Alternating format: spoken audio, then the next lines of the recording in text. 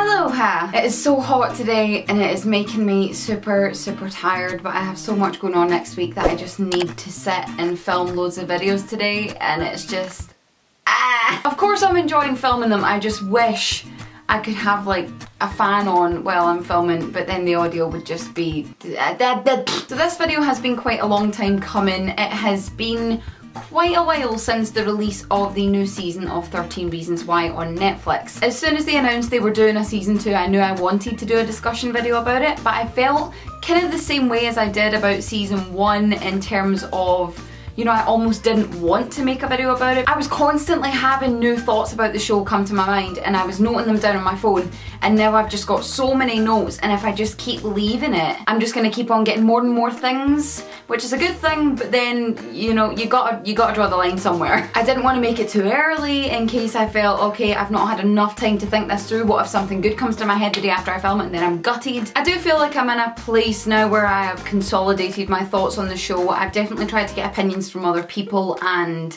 you know, see how those affect how I viewed things and different things like that. So hopefully this should be quite an interesting discussion. Because I'm talking about the show, pretty much goes without saying that I will be discussing some of the topics raised in the show, actually pretty much all of them. And for that reason, I want to put up a content warning at the moment. Some of the situations that I'm going to talk about that happened in the show, some of the story arcs, some of the characters in particular, and some of the events that happened throughout the show may potentially be triggering to some people. I'm going to be talking about things like suicide, bullying, substance abuse. I'm going to be talking about sexual assault, rape, the kind of culture that surrounds that. I'm going to be talking about the legal system. I'm going to be making reference to mental health disorders. As far as I can remember, I make reference to depression, anxiety and bipolar disorder. If I am going to bring up anything else, I will of course do an extra disclaimer before I do that. Also, I'm going to be talking about violence in general, and of course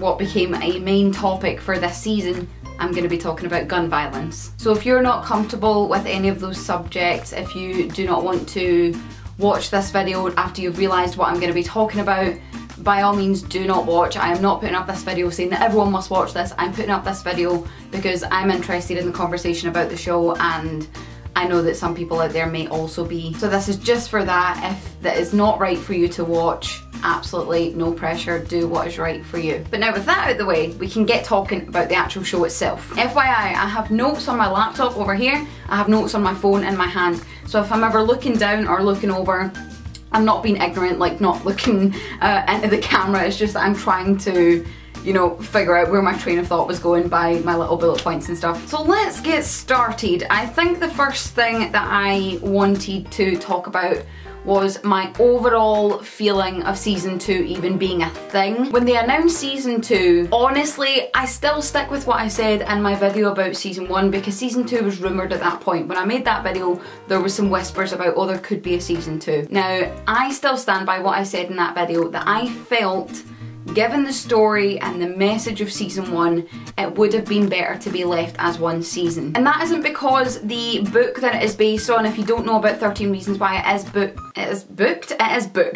It is based on a book of the same title, and it has nothing to do with the fact that the book only extends through the timeline of the story up until what we see at the end of season 1. It has nothing to do with that, it's more to do with the subject matter. I feel like ending the series with season 1 and the way that it did end would have been a better creative representation of suicide. As we know, the first season circulated around the events leading up to and the events that transpired after Hannah's death. The reality is, and I speak from personal experience when I say this, when someone in your life, regardless of how close you were to them, commits suicide, their life ends. There is an abrupt stop, and none of it makes sense. And I understand that, you know, given the way that the season ended, a lot of people were saying that we need answers, we need to know who's in the ambulance, what happened to Justin, will there be comeuppance for Bryce, will there be justice for Hannah, what's going to happen with Sherry and her going to the police. But honestly, I just look at those things happening at the end of the season as a representation of the fact that life does continue after the suicide of a person, life does go on, but their story ends, and there often is no closure, there is often no answers, not immediately anyway, for the people connected to the situation. So it's almost like showing life does go on, whether it's for good or bad things or indifferent things or a mixture of all of those. But for the person who has taken their own life, they don't get to see any of that. And for me, that is what that cut to black at the end of season 1 was going to represent. It was going to represent the fact that suicide, it's a decision that once made is final. It is not a temporary thing. From what we saw at the end of the first season, it is not a peaceful or glamorous thing. So for me, the sudden cut to black was just going to signify the fact that once you make that decision, it is done. Their story ends, their life ends, and quite often we don't get any answers afterwards. So for us sitting there thinking, but we need answers, we would almost empathise with the family and the friends that were left behind by Hannah. I felt like that would have carried a lot more emotional weight and would have been a lot more cinematically valuable in terms of it being a show, but also being morally valuable in terms of delivering the message that I think the show was trying to hit home. So that's how I felt as soon as they said that they were making a season 2. I knew I wanted to discuss it, but I felt a little bit like, I feel like you've missed something by not ending it there. But then again, you can't really comment on it because you haven't seen the season, you don't know if it's going to be valuable, you don't know if it's going to add to the message, if it's going to continue in a different way.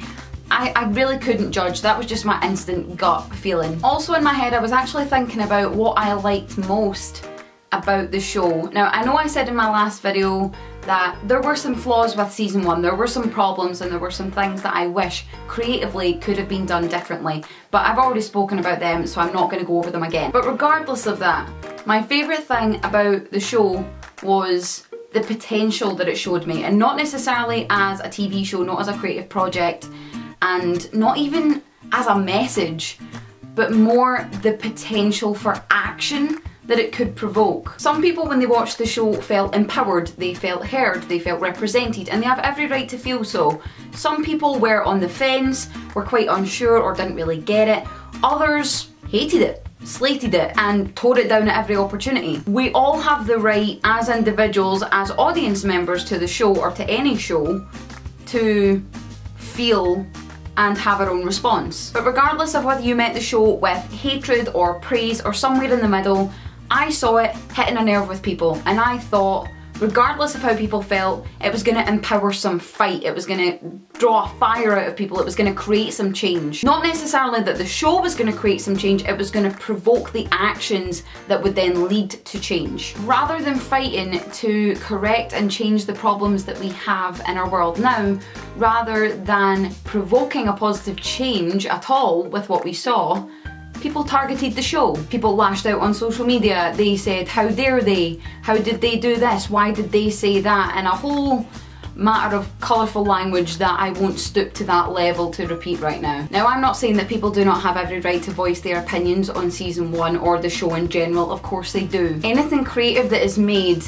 is created to provoke a response. Whether it's a good or bad response is a roll of the dice, and that is what people who make creative things take the chance with. Again, I stand with what I said about season 1. It held a big ass mirror up against our world, and when that mirror went up, we saw some of the massive problems that we still have in our world, and I genuinely think a popular attitude within our culture now, and this is worldwide, tends to be, if we don't talk about something then it doesn't happen, or if we sweep it under the rug it'll go away on its own.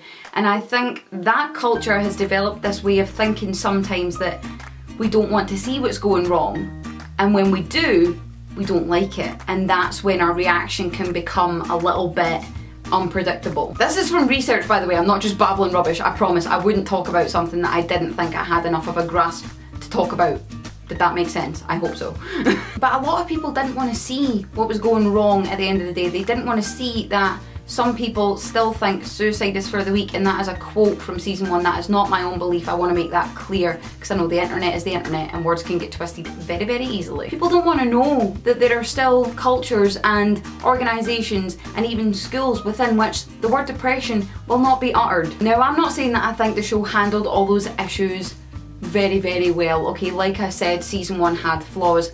However, I will say this, I feel like people in our world feel very uncomfortable when they see where we're going wrong. And rather than hold ourselves accountable, people started to blame a show. People pointed their fingers and wrote their tweets and said, well, the show's handling things wrong, but I think the reality is that we're still handling things wrong. I don't think that the show intentionally didn't handle things right to communicate that. I think it was just by irony or coincidence. I don't know. I don't think it was a creative decision, but nevertheless, it is the truth. Regardless of whether people hated or loved the show, it didn't matter to me. I just expected a fire. I expected a fight. I expected a serious outcry for better education. I expected an outcry for better understanding, for an evolved society. I expected massive efforts with awareness raising, and yes, we did get that in some respect, but largely and growingly over the course of a year, we got people complaining about a TV show. This is not to say that I do not believe that some of the mistakes they made on screen should be ignored and not pointed to. As I said, people have every right to express their opinion, and yes, there are things that I do think needed changed and addressed. But there's no reason how you can't express that opinion while also trying to further our actual world. So that covers my perception of season 2 before I even watched it, and also my main issue with the fallout of season 1 ending. But now we're going to move on to season 2, and I have a lot to talk about. First of all, let's talk about the elephant in the room. Let's talk about the warnings that were added that featured the actors from the show. In a nutshell, I would say that I felt the warnings were relatively honest. They were basically saying, look, we are trying to help with this show. Please remember it's a TV show, it's not real life. We hope it's going to help, but we obviously can't premeditate what every individual person's reception is going to be, so it might not be right for you. It seems pretty like hitting the nail on the head there for me. Only thing I would say is maybe having tailored warnings. I know before certain episodes there were the text warnings that came up, or at least for me when I watched it, that's what happened. As I was watching through it, I didn't see that same warning before every episode. Maybe that would have been useful, or maybe having tailored to each episode, or having, I muddled that up, having warnings featuring the actors tailored to each episode and what it was going to involve, should there have been anything they needed to warn them about. Maybe that's something they could have done. I don't really know if people would have gotten annoyed about that or people would have complained about it. It seems to be whenever you put in warnings that are thorough, people then complain about them being there and that they're annoying, but then also when you don't put the warnings in, people blame you for not warning people about what they're about to see.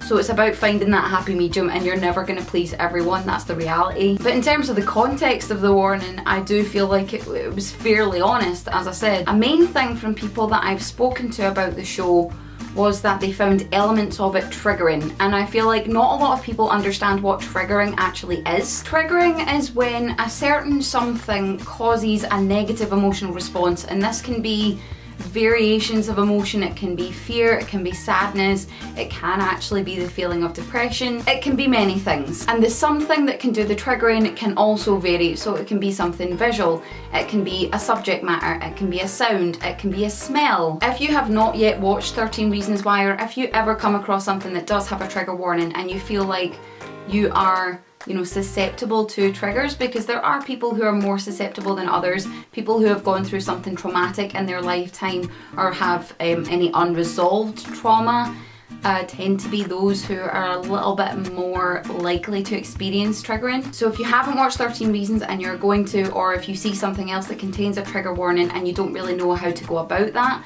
my advice would be find someone who knows you as a person, who you trust, who you're close to, and someone who is aware of what your triggers may be, and they can then pre-read or watch something for you and then be able to discuss with you whether they think it's a good idea or not. It may seem like a long process, but for people who are susceptible to triggering and people who know they're susceptible to triggering, it should seem like a small price to pay for preventing what could potentially happen. So that's to do with the warnings. That's one thing that changed with season 2, but there's a few other things that have changed, and I noticed. In terms of the visuals, they've changed a little bit. The ratio of the show has changed. The colorings are a little bit more striking. There seems to be a lot more definition in terms of, you know, if something's gonna be black, it is gonna be black, or if something's gonna be pink, it is gonna be pink. It's not necessarily this middle kind of grey area where they weren't really sure what the colourings were or weren't going to be. I definitely feel that was the case with the first season. Maybe that was because,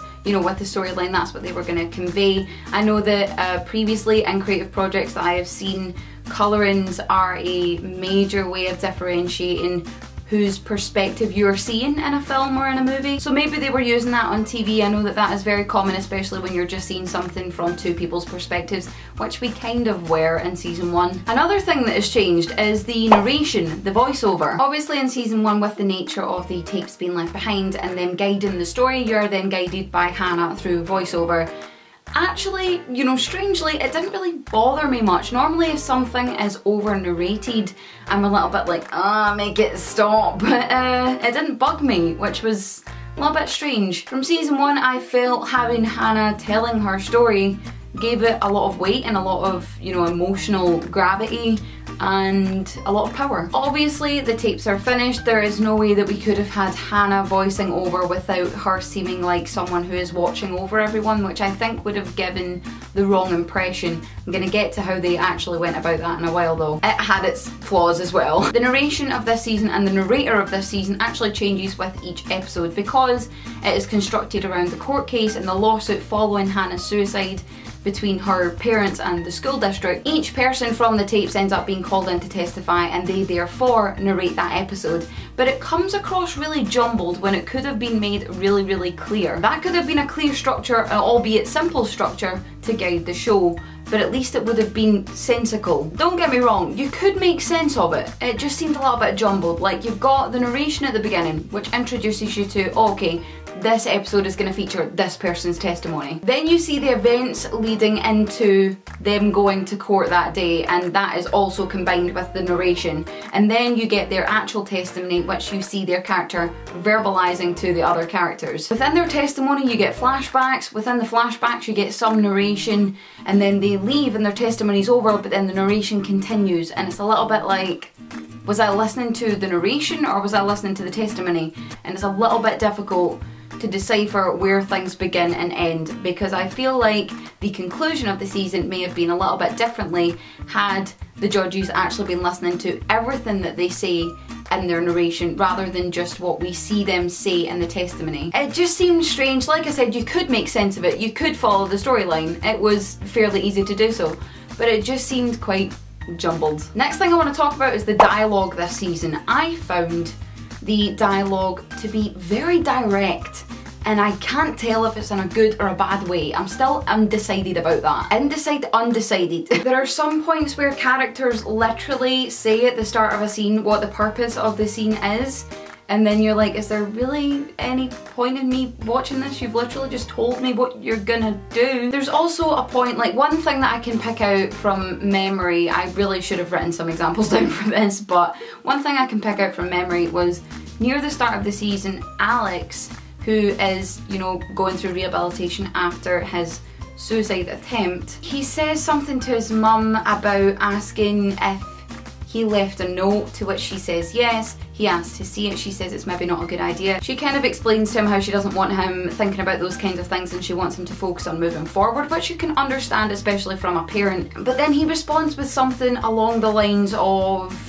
is it that you don't want me to think about it or you just don't want to talk about it? And yes, of course that is in relevance to his character and to his story arc for this season, but also it seems like a direct confrontation with the audience, and that's not necessarily a bad thing. That can be handled very, very well, but it's just, because it's this blend of both, I can't tell what their intention is, so I can't fully buy into either. So I can't fully buy into it being completely ingrained in the storyline, and I can't fully buy in to it being a direct, like, looking, like, breaking the fourth wall almost without actually doing it. Are they trying to confront the audience on the fact of, you know, from season 1, you're all making a fuss about the fact that you've got teenagers talking about these kinds of issues now, is that you don't want them thinking about those horrible things, or that you just don't want to bother talking about it? That's what it felt like a little bit, and it's like, are you trying to do that?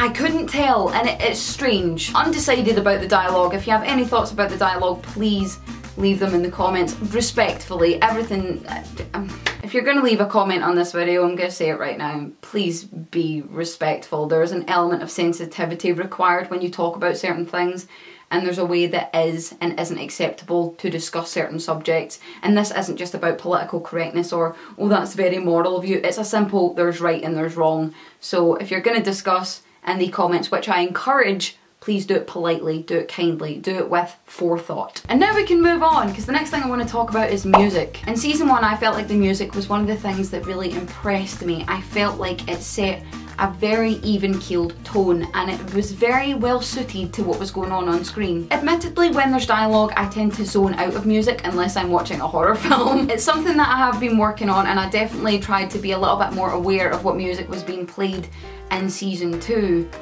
And when I did that, I started to realise that it was quite inconsistent. I know that with TV shows it's very common for them to have different directors. I get that. And it seemed that with the varying directors, there was also a varying tone of music. There would be times where you would watch a scene and it would go to the credits and the music would continue and you would think, wow, and it would really draw the emotion of that scene out, and it would continue. And you would think, that's very appropriate, well done, good choice. But then you could watch the next episode, the same moment happens, the same catharsis at the end of the episode to draw you into the next one, and then the song starts playing and you're like, am I watching the wrong thing? It's inconsistent and it's confusing. To make sure that I wasn't just thinking this and realising this, because I had just started really trying to focus on listening to music behind dialogue, I went back and watched different scenes and snippets from season 1 because I remembered certain points had variations of emotion and I wanted to see what they did music-wise with that. And a lot of it was done very well, so it almost didn't match up with the first season's tone, and I get it's a progression of story, but it's a show, it's a combined universe. So it's almost like it didn't marry up with the first season, and I get it's a separate season, so that could be for a creative choice, that could be a choice they made. But even within that, the episodes just felt disjointed sometimes because of the musical discrepancies, and I think that had the music had a consistent tone, things would have felt a little bit more related and tied together. What was my next thing? Hair and makeup. Weird coming off the back end of music talking about discrepancies, and now we're talking about hair and makeup, where I also saw a couple of discrepancies. I understand that time has passed since the filming of the first season, and I get that, you know, this show does jump between current day flashbacks and they all come back to different times, so it's difficult to establish a timeline and how things are going to look. Although we don't see the flashbacks with an actual timeline and being able to say, okay, this happened before this and that's why that looks like that. There were some noticeable differences with how some of the characters looked. I noticed at one point Hannah's hair didn't look the same, and because Hannah is a principal character from season 1, the whole season was based around her story. That was quite noticeable to me. There was also a discrepancy with Tyler's hair. His hair was shorter in the present day, but then when you went to the flashbacks it was also shorter in them too. Being nitpicky there, but it's small details that, you know, films and TV shows tend to have down to a science. Something that I did really like in terms of hair and makeup though was Hannah's mum's haircut. I don't know if, you know, the actress had to do that for a previous role that, you know, she did before season 2, or if it was just personal choice, or if she spoke to the directors about it and they suggested it. I don't really know how that came about. It would be quite interesting to know. But based on how it looked visually, it seemed to be quite honest. Now a lot of people are, you know, putting the haircut and choice down to a gimmick, because they're saying, oh, how else would we know she went through something traumatic? I get what you're saying, it may come across that way, but see if you look at the research of when women in particular go through traumatic events, the cutting of their hair is quite a common thing. Any changes to their physical appearance is quite a common thing. People tend to get a tattoo, the cutting of hair, it's quite a common thing. Next I want to talk a little bit about the action of the show. Season 1, in terms of the way that things were portrayed, you know, it seemed like they were, you know, veering towards realism. They didn't fully embrace realism, they didn't go the whole, you know, 9 yards, but it seemed like they were going in that direction. Season 2, however, appears to be a lot more stylized. Like, so much happens. You've got a brawl in the school, you've got a teacher fighting, you know, not a student's parent, but a student's parent's boyfriend. It's just very confusing. You've got people setting fire at ball fields, you've got people being attacked in school, you've got people being attacked with bags over their head, you've got, it just seems like there is so much going on action wise that in terms of the style of season 1, seems a little bit different. Don't know why I said that word like that. It was almost like halfway through I thought I was going to say something else and then I committed anyway. I haven't really decided if that's a good or bad thing. I can't remember if I readdressed that in a different bullet point. Further down my list, we're gonna see. Next thing I want to address is plot holes. Not potholes, plot holes. Some things that have been pointed out by the audience in general across social media and by journalists and, you know, reviewers and such of the show is the fact there's a lot of plot holes that they didn't really see coming, not because, wow, they were shocking, it was because, wow, they don't quite make sense. A big example of something that, admittedly, people didn't see coming, so it was quite shocking, but again, because people were kind of like, hang on, how does that even make sense with what happened in season 1? And that is the Zach storyline. In the flashbacks from his testimony, we find out that he had pretty much a relationship with Hannah Baker that she did not disclose in her tapes. This guy, who admittedly didn't do, you know, the worst things, he still did something that was hurtful, and I think in the state that she was in, it was a lot more hurtful than anyone who wasn't going through what she was already going through and wasn't already in that state mentally. I shouldn't say state, I should say place mentally, wouldn't necessarily understand the severity of his action to her at that time. I've used this analogy before, but if he had hit her on the arm, it would hurt a little bit, right? But the way that she was, and with things that had already happened, she'd already experienced, she was already in this place where she was wounded. So imagine she'd already broken her arm and then he goes up and hits it. It's gonna hurt a lot more, isn't it? But people on the outside, we may not see the broken bones inside the arm, so we may not understand why she's feeling so much pain from it. Just thought I'd explain that to clarify how I'm going to talk about this. There was some massive confusion as to why he got a full tape about, you know, the things that he did wrong that were hurtful, and that was never mentioned. In the storyline, it seems like she says something along the lines of, maybe I just wanted to keep it between us. Fairly valid reason. But also, if I was to look at my personal experience, when you're in a place of hurt and mentally you're in a downward spiral, when I was in my decline into my depression, I struggled to see anything good that happened. I could have had a really, really great day, and if something bad happened, as far as I was concerned, it was a really horrible day. I actually used to keep a mood tracker for my counsellor. It was a visual way of me being able to look at things in terms of a larger scale, and I would look at things the following week and I would look at the week before and I would be like, why are there so many red days? You know, when I'm looking at them now, I'm feeling quite good today. I'm looking at them now, I don't understand why I coloured so many dates in red. They could have been orange at the very, very most, or even green, most of them, but why was I so convinced that they were horrible days?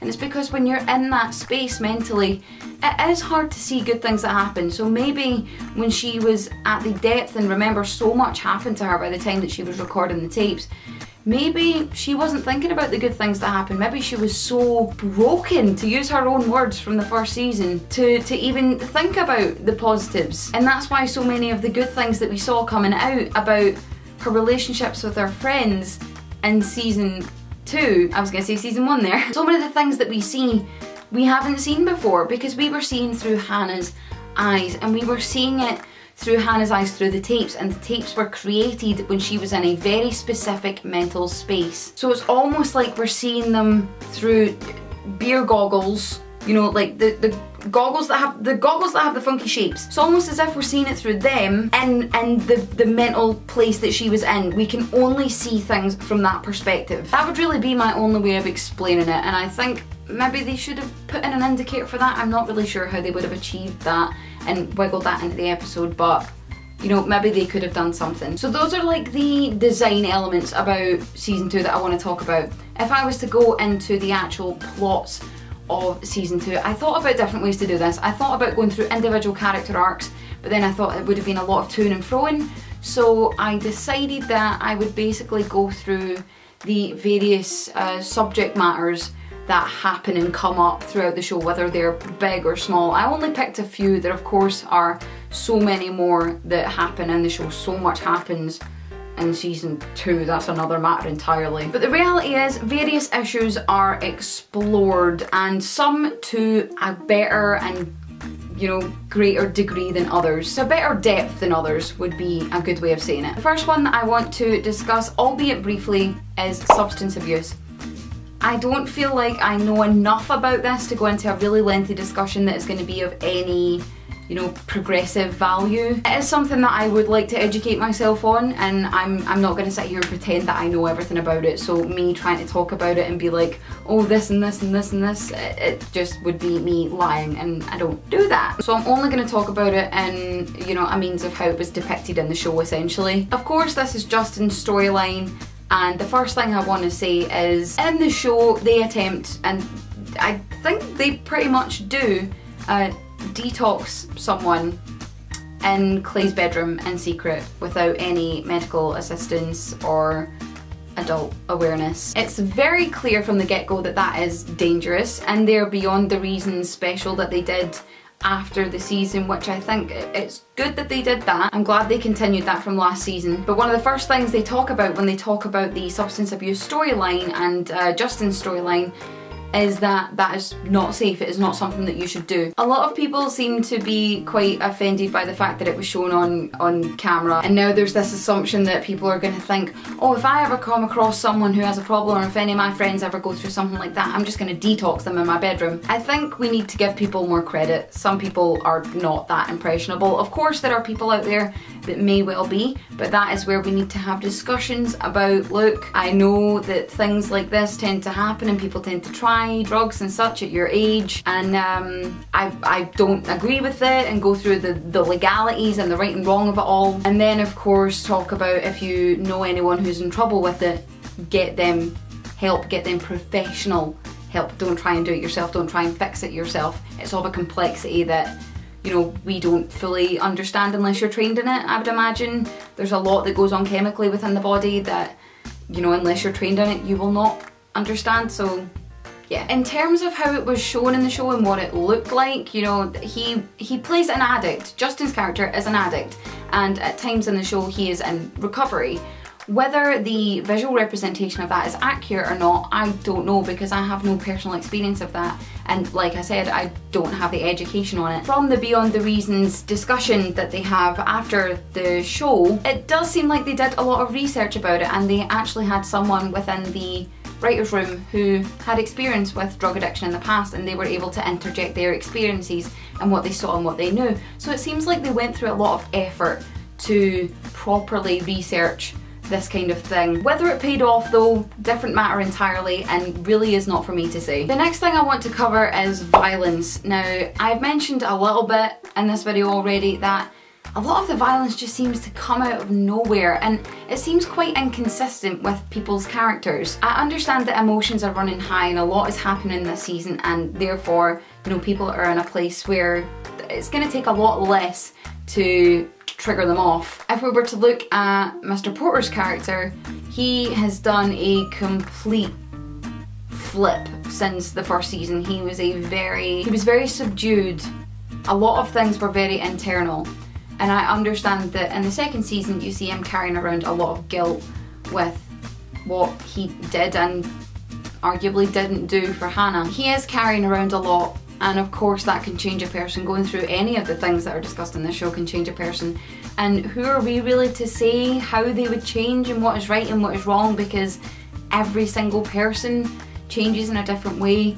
I just think maybe to make things appear a little bit more organic, for Mr. Porter and also for Clay arguably, would be to show little elements of aggression, not even aggression, just elements of anger coming through in the first season. We saw that a little bit with Clay. So his is a little bit easier to grasp, but they made him quite edgy almost, and it didn't play off for me all the time. But for Mr. Porter, definitely I think to have some interjection of anger in the first season would have been helpful to make the second season appear a little bit more plausible. The next thing I'm talking about happens right at the end of the season pretty much, where we discover that Chloe, I believe, yes it is Chloe Rice, is pregnant, and that is potentially, given the fact that it was mentioned at the end of the season, is going to be a subject that is discussed in the 3rd season, which has, I believe, been confirmed already. Now, the fact that they interjected a pregnancy storyline thing at the end of the season, a lot of people are responding to it with this,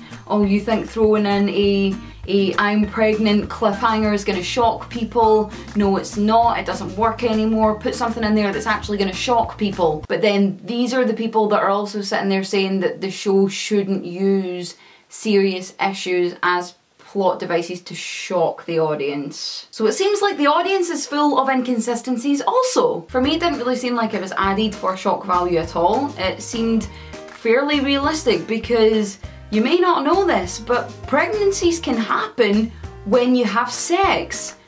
And there was a lot of that between her and Bryce, so seems fairly honest. Nothing really shocking about that, it's just a fact. Something in me though is telling me that the show is going to take the pregnancy storyline one step further. I don't think it's just going to be, you know, a depiction of teen pregnancy and what that entails and the struggles of that. I think it may actually involve the laws that have recently been implemented and discussed and debated within the US regarding abortion. I feel that may be a discussion that they go on to attempt to have, and I hope if that is the case, they do it with great sensitivity and education behind them. The next thing I want to talk about is the show's depiction, I guess, of mental health. Specifically, I want to talk about bipolar disorder because we come to find out that that is what Skye is actually diagnosed with. We know from season 1 that Skye engages in self-harm and that she actually said, I believe at one point, something about, you know, this is what you do instead of killing yourself. And I don't believe that they were trying to suggest that as a valid solution. I think they were trying to highlight the fact that even though some people aren't committing suicide, they are still in a very fragile, emotional, dangerous place that deserves our attention and our education and our understanding and our help just as much. I didn't expect it to vanish in the 2nd season. I expected it to be addressed at some point, but when it was, I feel like it was a bit of a missed opportunity. There are little glimmers of fairly clear messaging, again, very direct dialogue coming through that story arc. And I believe it was something that a doctor or nurse said when Clay was waiting to see her and waiting to see her in the hospital after she was taken away in an ambulance. He says something along the lines of, you're not the first boyfriend or friend or family member to sit there and think, what have I done? When the reality is, it was nothing to do with you. It skimmed the surface on, you know, blame and guilt in terms of self-harm and suicide and mental health in general. The people around someone often feel a lot of, you know, self-blame and guilt. So it skimmed the surface of that, but I feel it could have gone a little bit deeper. Now, of course, I'm going to say that every mental health disorder is different. That is true, that is a fact. However, there are some things that they can have in common, and I think that's where some things get, you know, a little bit misunderstood, or it's one of the things that people can misunderstand. Bipolar is a completely different mental health disorder to depression, and maybe through Skye's story arc, the show is trying to confront this misconception that suicidal thoughts and suicide only occur in the event where someone has depression, and depression being only caused by a chemical imbalance in the brain. There are still people who believe that that is the case. People can feel in that way and in that sense of hopelessness without just having depression. It can happen with other mental health disorders. And yes, the lows of bipolar by some people have been likened to a very sudden decline into depression, but it's still a different mental health disorder. Also, I want to clarify something. When I was in treatment, when I was getting counselling, the way that I had things explained to me, the way that these people looked at things was that you could feel depressed, you can be depressed, and you can have depression. Now, the last one, to clarify straight away, when they say that someone has depression, they are in reference to, and this is only within the place that I was getting treatment, I don't necessarily know how they explain it elsewhere, but for this place, when they say that someone has depression, that's when they're in reference to clinical depression, and that is in reference to a chemical imbalance within a person's brain. The feeling of depression is the emotion of depression. It tends to be something that people can feel. It's likened to extreme sadness. It's often provoked by external circumstances or events, and it lasts a fairly short period of time, although that can fluctuate from person to person and situation to situation. Being depressed is when that extends beyond a short period of time and is continuous, and I believe the way they discussed it with me is that it is still impacted by, you know, external things and circumstances, but it is also a result of internal circumstances. And I'm not talking about chemicals in the brain, I'm talking about things from the past, whether it's past traumas or experience that have not been, you know, resolved. Arguably, we could say that in season 1, Hannah presented 2 of those. The first 2, she felt depressed and she was depressed. There's no evidence presented to us to suggest that the 3rd was in existence, so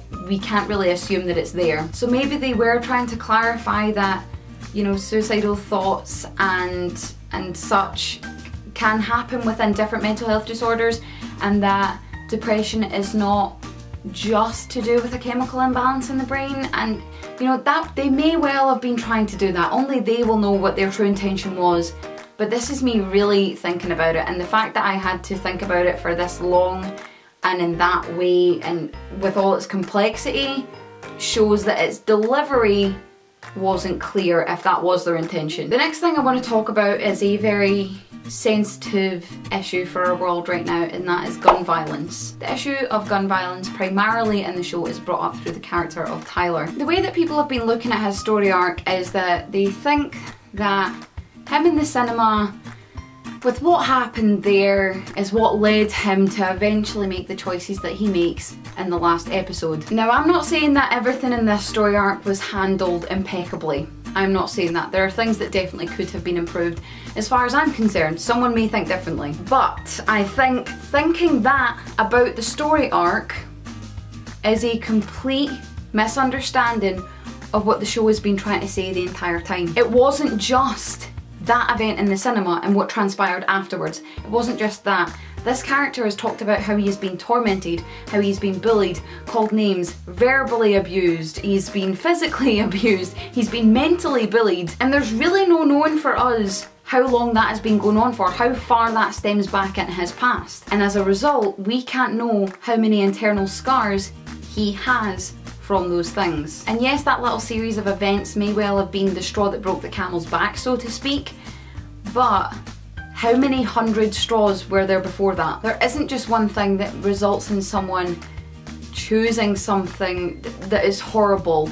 It is a culmination of events and feelings and thoughts that have been piled on top of each other that create this sense of hopelessness, that there is no other way other than what they then choose to do. It's something that's quite difficult to see on screen given the currentness of it, and I hate to actually say this, but we can now say how common it is. Something I'm pretty much in 2 minds about is how guns are depicted in the show. Like, are they depicted in a way that does not glamorise misuse of guns or gun violence? The way that I thought it through was like this. The first time that we see a gun, I believe it's Hannah's mum that's shooting it, and she is shooting the gun at a target in what we would consider to be a controlled and safe environment, in which, if you were going to do that, would probably be the ideal place to do it. Every time after that where you see guns misused or used maybe not in a great way, you see something negative happening shortly after. So is that to show the potential circumstances that could follow after people's actions? So, you know, almost saying like, oh yeah, that seemed like a little bit of fun there, but now look what could potentially happen. For example, when Tyler and Cyrus, I believe, yes, Cyrus, are shooting at bottles and cans and stuff like that, the next time that you see them shooting guns, they are in this controlled environment, being told how to respect a gun and how to use it properly, and that they should use it within that such environment. That happens when they get spotted and they get pretty much ratted out for it. So is that to show, okay, it looks like you were having a little bit of fun there, but here's the reality: a gun is a weapon. It should be respected and used within, you know, safety measures in place and such. I think the next time you see Tyler again shooting at cans and glass jars and bottles and stuff is when he's shooting with clay, And then you later see Clay in a position where he is very much ready to harm someone else or himself, which he then doesn't decide to do. Later in the season, at the end of the last episode, we see Tyler decide that the only way that he is going to see justice done and the way that he wants it to be done is for him to do it himself. The fact that someone of his character's age and that state of mind could have realistically got their hands on the amount of ammunition that he had and had the knowledge about the things that he did, that's quite realistic. It was actually, I believe, based on the Beyond the Reasons discussion series that they do at the end of the series. Again, referring to that, it was based off of the arsenal that was in the possession of those who attacked Columbine High School. So in that way, I'm torn between. I can't tell whether, you know, I feel like not showing anything to do with it, it wouldn't have necessarily helped. So is showing it contributing more to a solution than it is to being detrimental? Please let me know what you think about that. I don't feel I know enough about this to really decipher it in my head at the moment, so any help you can give would be greatly appreciated. Again, politely. The next thing I want to talk about is the show's dealings with suicide. I feel like the show still wanted to say something about it, but just in a different way. There are a few different things going on in terms of the storyline related to suicide still in season 2. So you have the court case going on between Hannah's parents and the school district regarding the lawsuit following Hannah's death. You have Alex recuperating and going through the process of recovery following his suicide attempt that he survived. You also have Sky. It's not actually confirmed if the reason for her being committed to a mental health care facility was a suicide attempt. When she gets taken away in the ambulance, we're not actually told if it was a suicide attempt, but we're definitely led to believe that that is the case. We have Clay in a position later in the season where he feels ready to harm someone else and then decides that he wants to hold a gun to his head. He felt in the position where he wanted to harm himself. So there is a lot going on surrounding suicide, but I feel like the clarity of the message just didn't come through to me as much as the first season. I feel like suicide was definitely a focus for the first season, and I'm not saying that everything that they make has to pertain to that. I just feel like if you're going to continue a story that focused so heavily on that, you need to continue it with clarity and give some hope and revelation about what message it is that you're trying to say, because it felt like it was trying to say something and I just couldn't get a clear indication of what that was. Moving on to what definitely seemed to be the focal point of season 2 storyline wise, and that is sexual assault, rape.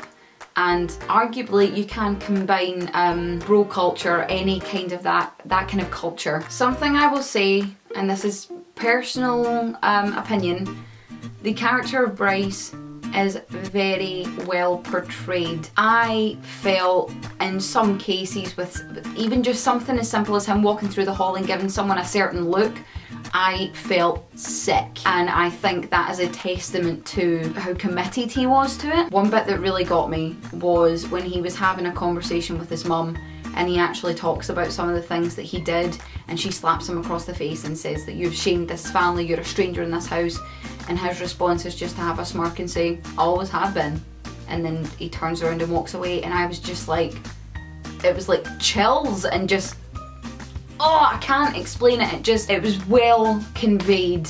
I think for us to feel the emotions that we do about the storyline, it needed to be presented by a character that was believable, and he was very believable. Something that came up regarding Hannah's character and the instance that she had with Bryce where he raped her. Something came to light that we did not actually know, and it is to do with the Zach storyline that we didn't know about from the first season. Hannah was not a virgin, and I think we all pretty much assumed that she was. We assumed that that was the case. Maybe that's bad on us, maybe we shouldn't have made that assumption. Regardless though, I think the show definitely, and again very directly, stated the fact that just because someone has kissed a few people and has previously had sex does not take away any of the horrificness of the crime that was committed against them. It does not make the fact that they were raped, and it does not make the rapist's actions any more excusable. The fact that it was not their first sexual encounter. It does not matter if someone has been with no one at all sexually or 50 people. No one is asking to be raped, and the severity of that action, that brutal action against a person, should not be determined by how many previous sexual partners they have had. Sorry, my camera died, had to charge the battery and then come back. So moving on from what I said, but still keeping within the same subject, we have Jessica's storyline and how she is going through her process of recovering, almost a journey back to her former self, or actually a new self that she's going to become after that. And of course this is all after what Bryce did to her at the house party that Hannah talks about in one of her tapes. I can't remember which number, so just one of her tapes. One scene that really stands out to me is the changing room scene when she's trying on different clothes and, you know, she starts having flashbacks, and it's almost like she's having body sensations, and you know, it scares her and she gets really upset, as anyone probably would. I really liked that scene because it showed just how sudden flashbacks and trauma from something like that happening can be, and how intrusive they can be to your life. It's not just a case of, oh, you get over it. Sometimes it's not even anyone has to be there. It can be you're changing clothes and you feel exposed, and sometimes it can remind you of that. Like, it's quite a touching moment to see, and I think it was portrayed decently well in terms of acting. I also quite liked the additional character, I can't remember her name, but it's our friend who's on the track team, athletics team, and you know, she meets her at the group and she ends up being somewhat of a mentor for Jessica and kind of guides her through certain things and shares her own experience with her, and is almost a rock for her essentially. As the story transpires, it turns out that maybe, you know, she hasn't processed things to the full extent. Maybe she's still working through a lot, and I think the fact that as much as you may want to be a rock for another person, you need to think of you first. A lot of people consider that to be selfish, but sometimes that's what you've got to do, so I quite like that being in there. I just wish it maybe got a little bit more attention than what it did. Something else that typically comes up from the show, and I'm not necessarily sure whether this is through the messaging of the show or if it's just what I thought about after seeing, you know, the entire season, and that is rape can happen to anyone. It can be a man to a woman to a man, a woman to a woman, or a man to a man. And of course at the end of the season we do see essentially a rape scene. It's more, Tyler's character is sodomized with a mop stick, I think it was, in the bathroom at school by, I believe there was 3 members of the baseball team present at the time, and it was portrayed very graphically. When I was watching it, I found it extremely upsetting. I wouldn't say that I found it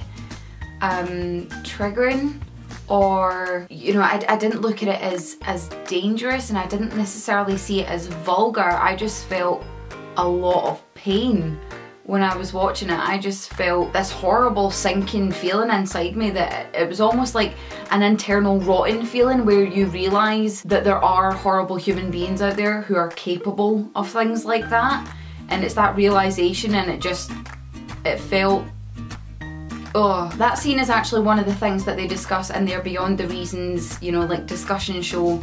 Again, I always make reference to that in this video. It was actually very helpful for this season, but then again, the fact that things maybe need to be addressed, does that mean that they weren't necessarily portrayed to the clarity level that they could have been? Or does it mean that we as audiences need to make a little bit more of an effort when we watch projects like this? We don't know. Anyway, the scene is discussed in this little kind of hour-long documentary interview style thing, and it turns out that they were actually using a technique called extreme empathy. One of the creators actually described it very well, and whenever, like in the past, when we learned about extreme empathy and other techniques like it and how they can be used and what effect they can have, we were often taught that it is used because the writer is then going to challenge you about something about that character later in the story. In this case, we saw what happened to Tyler. We saw what he went through, and not just what happened in that scene, we saw him throughout the course of seasons 1 and 2, him being verbally, mentally and physically bullied and tormented by people. Again, we don't know how far back that stems, and we don't know how many scars he carries from that, but we saw and we felt everything. We felt horrible for him. He was trying to do the right thing. He was trying to use techniques that he learned. He was trying to turn things around, and that then happened to him. And then we're challenged by what he had every intention of doing at the end of the season, which is not excusable by any means. Regardless of what the motivations are, there is never a reason that is justifiable for carrying out an act of violence like that. No matter what they are, no matter how severe they may be, it is inexcusable. I want to make that clear, that that is how I feel about it. I am not saying that what has happened to him excuses what he then goes on to almost do. So we as the audience then can't excuse what he decided to do. We can't excuse it, but we can understand how he got there. Not accept it, not say, oh that's fine, that's justified, that's okay, but we can understand it. We can understand how that happened. All of that kind of build up leads me to think that this third season may well attempt to understand and to explore a mentality, and I say a mentality, not the mentality, because this is only one example that may lead someone to making a decision like Tyler. If I was to say the mentality, it would mean that I'm trying to group everyone who ever picks up a gun and thinks about doing something incredibly violent and terrifying. There isn't one set mentality for that. There are many, many contributing factors. So I'm saying a mentality. They may attempt to explore a mentality that leads someone to do something truly horrific. I think that would be a very gutsy move. I would like to think that there would be some serious thought, some serious consultation, some serious professional weigh-in if that is to be the case, and we're just gonna have to wait and see. Something I actually noticed when I was listening and watching and reading about the discussions that were happening about gun violence within America was that a lot of people were so intent on blaming one thing. People would say, oh, it's mental health, we need better mental health checks. It's bullying, we need more education in schools. It's maturity, you should only be able to buy a gun if you can demonstrate a certain level of maturity. It's age, we need a higher age limit. It's bump stocks and other artificial accessories for guns, we need to ban them. It's automatic weapons, we need to ban those. It seems like people were so intent on it being just one of those things. The idea that it could be any combination of those things, or a combination of all of them, seems so outlandish to people. And yes, people can say that this is not my place to have that discussion. I am not within that country. I can only speak from what I read and what I saw, and I put a lot of effort into what I did read and find out about, and that is one of the things that I saw. Not everyone, there were people who were trying to have a fairly, you know, level and productive discussion, but there were masses of people who were just so intent on blaming one thing, and it seemed counterproductive. Maybe the show is going to tackle that and show that it is not just one thing. It's not just that someone was bullied in school. It's not just that someone has a mental health disorder. It's not just the fact that they had access to automatic weapons at a certain age. It's not just one of those things. It's a culmination of any of them in any order or any level of significance.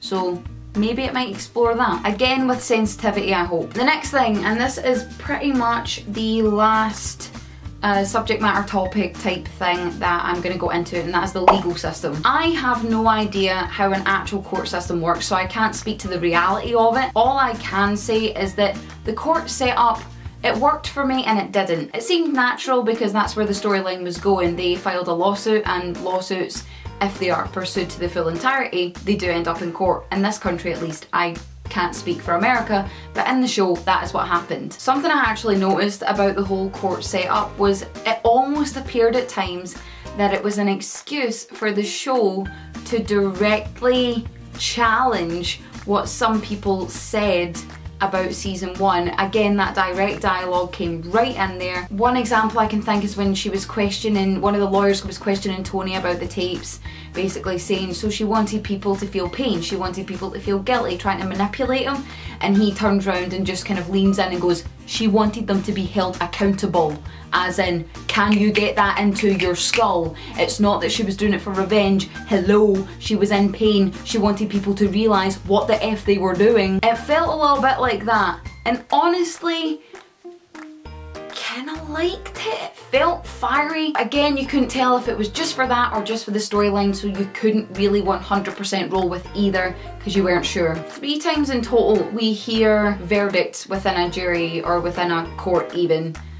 The first time is to do with Hannah's case, where the jury deem the school not responsible for Hannah's death. Honestly, I think that is something that could have gone either way, but I think with the amount of stuff that came up, I was expecting it to go the other way, but I think the reason that it went in favour of the school was that it's supposed to make us angry. I don't really understand why, because the last episode wasn't necessarily about feeling anger. The last episode was about letting go and finding peace in a way. So I got it and I didn't. The second verdict is to do with Bryce, and